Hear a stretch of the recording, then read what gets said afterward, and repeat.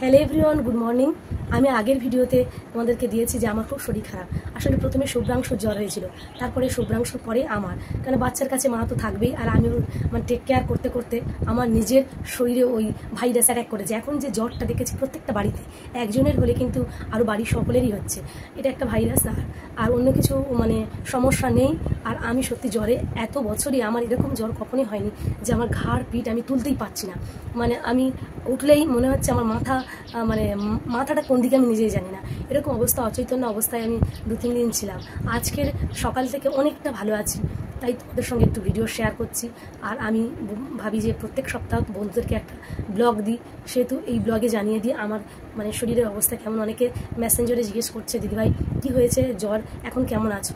সত্যি বলছি, এখন আমি খুব একটা ভালো নেই। আমার মাথা ধরে গেছে, আর মাথার মধ্যে যেন কেমন একটা চক্কর দিচ্ছে, আর কোনো কাজ করার এনার্জি নেই, আর উঠতেই পারছি না। আর বুঝতেই পারছো, বেবিরা সবসময় মানে শুভ্রাংশু দেবাংশু আর টিফিন এটা সেটা খাওয়ার জন্য বায়না করে, কিছুই করতে পারছি না। সত্যি এখন বুঝতে পারছি যে মায়েরা যদি অসুস্থ হয়ে পড়ে বাড়িটা কেমন হয়ে যায়। আমার বাড়ি পুরো ওলট পালট হয়ে আছে, আর একে আমাদের কাজের মাসিও আসছে না, তার হাতটা ভেঙে গেছে। মানে ভীষণ চাপের মধ্যে আছি, সেটা তোমাদেরকে বলে বোঝাতে পারবো না। আমি কি কষ্ট করে সকালে ঝাঁট দিয়েছি আর ওই লাঠি দিয়ে মুছেছি, আর মানে ভীষণ কষ্ট হচ্ছে। তবুও ভাবলাম যে একটু ব্লগ করি। আর দাদাভাই আজকের সানডে একটু বাজারে গিয়েছে, কদিন সত্যি সিদ্ধ খেতে খেতে মুখে অরুচি লেগে গেছে। মানে আমরা তো মানে সিদ্ধটা কম খাই, রাতের বেলা হয়তো সিদ্ধ খাই, কিন্তু দুপুরে সিদ্ধ খাই না। আর আমি অসুস্থ হওয়াতেই বাড়ির অবস্থা এরকম হয়ে গেছে। ওই জন্য তোমার দাদাভাই বাজারে গিয়েছে, বাজার থেকে কী আনে তোমাদের সঙ্গে একটু শেয়ার করবো। তারপরে আজকে ব্লগটা কেমন কী বানাচ্ছি সেটাও তোমাদেরকে জানাবো। এখন শুভ্রাংশুর জ্বর কমছে না, শুভ্রাংশুর হয়েছে আমার থেকে আরও আগে, এই 4 দিন চলছে, 5 দিন 6 দিন চলছে, ওর জ্বরটা কমছে না। ভীষণ চিন্তায় আছি, রাত 2-3টে পর্যন্ত ওর জ্বর, মানে ভীষণ চিন্তা। সেই জন্য তোমাদের সঙ্গে একটু ভিডিওটা শেয়ার করছি। দেখো বন্ধুরা, রোদের মুখ দেখতে পেলাম, আর খুব সুন্দর লাগছে আজকে। দোলায় ঘুমাচ্ছে দেখো বন্ধুরা, আর ও তো রাতে ঘুমায়নি, সকালে ওকে ঘুম পাড়িয়েছি, আর ও বেলা পর্যন্তই ঘুমাবে।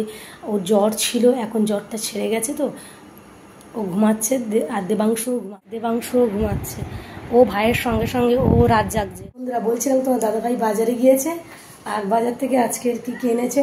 দাদাভাই আজকে রান্নায় হেল্প করবে। দেখি কি নিয়ে এসেছো আজকে, কি মুরগি দেখিয়ে দিই। দেশি মুরগি নিয়ে এসেছে, আর চিকেনটা খুব একটা বেশি খাই না, মানে দেশি মুরগি নিয়ে এসেছে। দেশি মুরগির মাংস, আর এই হচ্ছে এখানে শাক, এখানে এই রুই মাছ, পোনা মাছ, ডিম, মাছের ডিম নিয়ে এসেছে, এই আদা রসুন, এই মশলা, জানোই তো সব। এখন বেশি বাজার করেনি, ফ্রিজেও অনেক সবজি আছে, এখানেও আছে আরও। এই পটল টটল সব নিয়ে এসেছে, এইগুলো এখন কাটা গোছানো সব চলবে। মাংসগুলো ছোট ছোট পিস করে নিলাম, খুব ভালোভাবে সিদ্ধ হবে বলে। আর দেবাংশু খেতে ভালোবাসে লেগ পিস।